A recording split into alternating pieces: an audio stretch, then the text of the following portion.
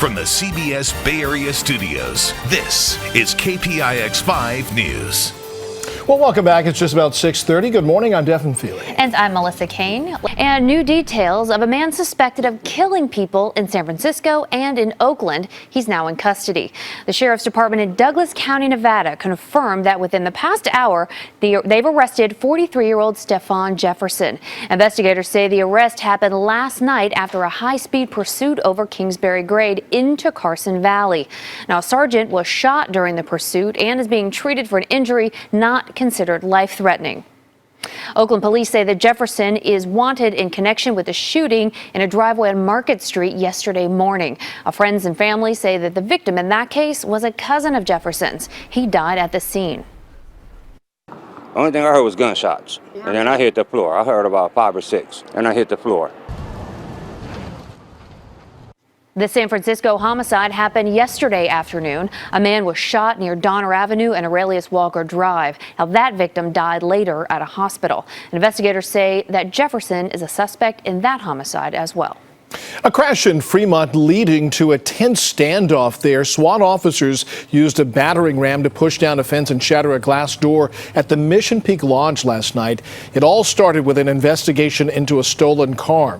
Officers made contact with 2 suspects, one with a loaded weapon. The investigation led officers to the motel where the 2 suspects believed to be armed barricaded themselves inside. Now, Chopper 5 caught 2 of the suspects being arrested with nowhere to go. They emerged from the broken glass door with their hands up. 2 other suspects were also arrested. And an Oakland police officer is now out of the hospital and at home this morning after being stabbed once he got off work. Police say that he was near headquarters and walking into a parking lot on Thursday night when a woman attacked him. She was arrested on the scene. Police are still trying to figure out if he was ambushed or if it was a random attack. Sunnyvale investigators now say that a man who drove his car into a group of pedestrians was apparently targeting a family that he thought were Muslims. 3 members of that family are among the 8 people injured in Tuesday's crash at El Camino Real in Sunnyvale and Sunnyvale Avenue. Investigators say the most seriously injured victim, a 13-year-old girl, is in a coma. Yesterday's announcement of a possible motive is causing concern among many Silicon Valley Muslims. The most frightening thing about it, though, is that people are thinking twice about coming to their places of worship because they don't know if they're safe here. The suspect, Isaiah Joel Peoples, was arraigned yesterday at the Hall of Justice in San Jose. He faces 8 counts of attempted murder. An attorney for Peoples says that his client's mental state will likely be an issue.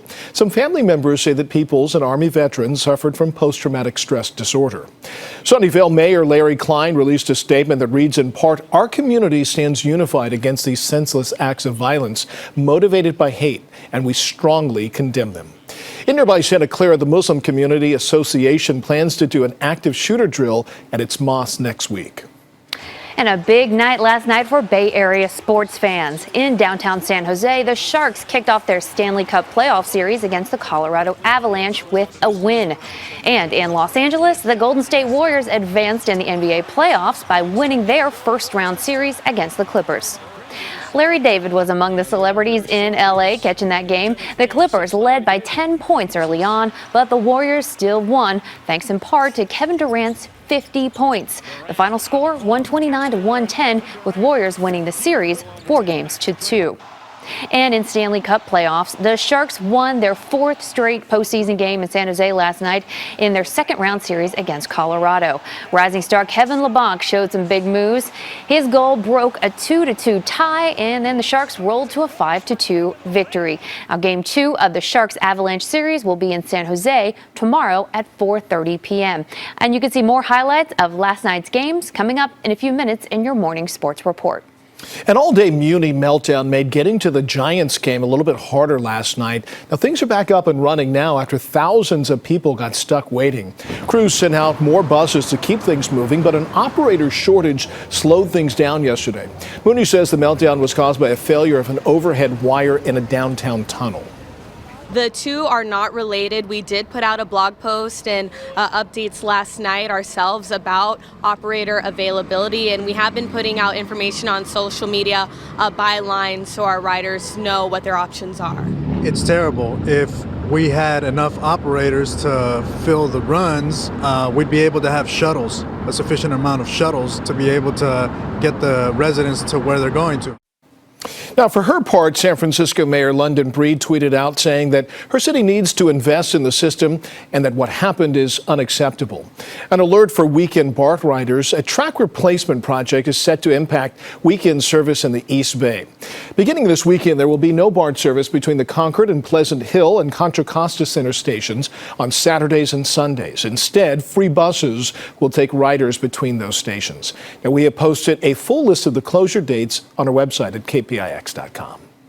And hundreds of students and staff at 2 Southern California universities have been quarantined as health officials try to avoid a measles outbreak.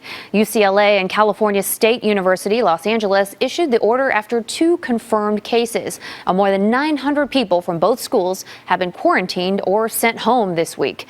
Health officials have been trying to determine if one contagious Cal State LA student who used the campus library exposed others. We do need that verification that folks who are in contact with a case are in fact either fully immunized or we have an established blood test that shows that they have immunity. Now, several hundred students at both schools have been cleared to return, and the vaccine became required at all UC schools in 2017, but students can claim an exemption for medical or religious reasons. This week, the CDC said the measles cases nationwide have hit a 25-year high, 695 cases in 2019 so far, with 8 months to go. The majority of cases in this year's outbreak are in New York State, and most cases have occurred in the ultra-Orthodox Jewish communities. According to the health department, 10 measles cases have been reported in the Bay Area this year, including 4 in Santa Clara County. PG&E customers, get ready to pay more. State regulators just approved a rate hike to help cover wildfire costs. The $373 million rate hike means customers will reportedly see a $3.50 increase over the next 12 months. PG&E says the money earned will help cover costs from wildfires in 2016 and 17, as well as wildfire prevention efforts. Now, meanwhile, a bigger rate hike is looming. PG&E is asking for another $22 per month rate increase for wildfire safety. East Bay Mud customers could see higher bills as well. The agency is proposing a $2.3 billion budget for 2019 and 2021. If that's adopted, it would include a 6.5% rate increase for water service on July 1st of this year, then another 6.25% increase on July 1st of 2020. The board will vote on the proposed increase at a public hearing on June 11th. And did celebrities and politically connected people get special treatment during one of California's worst wildfires ever? Well, a new report claims that some VIP homeowners slowed down by the firefight, asking for special help. Sarah Donchie has the story from Malibu. The Woolsey fire was one of the most destructive in California history, but did everyone get a fair shot in saving their homes? A new LA Times report suggests they didn't. That LA Times story cites an after-action review from LA Fire that states, quote, a significant number of requests by political figures to check on specific addresses of homes to ensure their protection distracted from department leadership to accomplish priority objectives. Upsetting news to Malibu Mayor Jefferson Wagner, whose home burned down in the Woolsey fire. It would be sad if somebody put their position above the general population. So my feeling would be you shouldn't be doing that. And if you did, shame on you. My situation was different. I lost my home and I was hospitalized during the event. We reached out to LA Fire about the LA Times report, and they responded with a statement which reads in part, these requests did not interfere with the LAFD's primary responsibility of saving lives and protecting property. At no time were any LAFD firefighting resources redirected to check the status of any properties during the Woolsey fire. We put in a request to review that after-action report ourselves, and we'll be sure to update you once we receive it. Reporting in Malibu, Sarah Donchie, KPIX 5. Fremont police have released some disturbing video of their officers involved in a gun battle last week. Reporting you in position.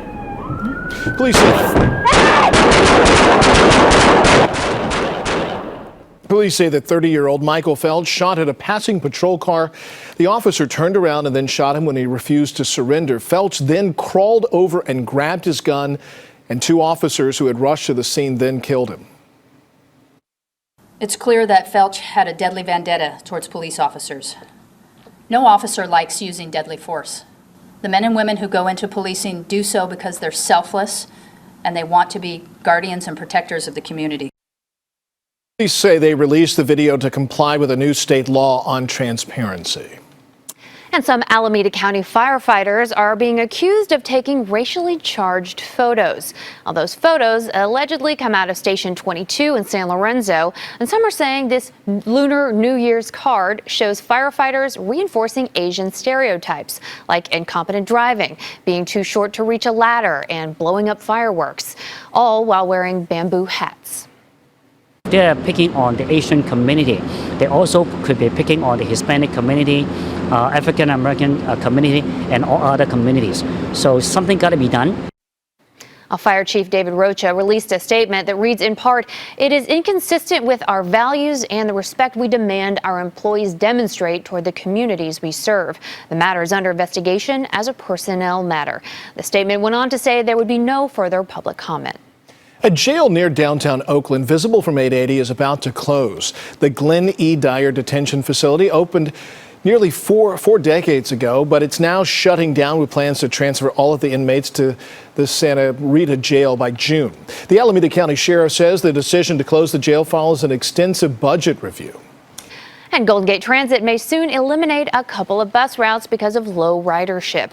Lines on the chopping block, the 44 between Marinwood and San Francisco, and part of the 27 from Sleepy Hollow to San Anselmo. Other routes could run more frequently to fill the gap. A public hearing on this proposal is set for June 20th. BART is installing license plate readers in its parking lots. BART security experts say the cameras will help them prevent violent crimes, break-ins, and car thefts. Now, privacy advocates worry about recording every car that comes into a BART parking lot. Now, last year, BART was accused of sharing information with federal immigration agents. I have a concern that we are overstating our assurance that this information is inaccessible to immigration and customs enforcement.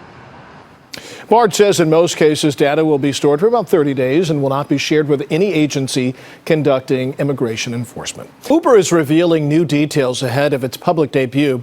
The San Francisco-based ride-sharing service says it plans to sell 180 million shares.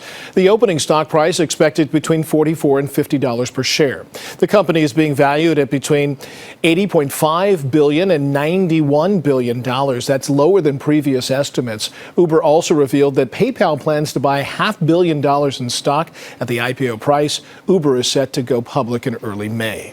Now, meantime, the San Francisco-based work messaging platform Slack is taking the next step in filing to go public. It filed papers yesterday with the Securities Exchange Commission.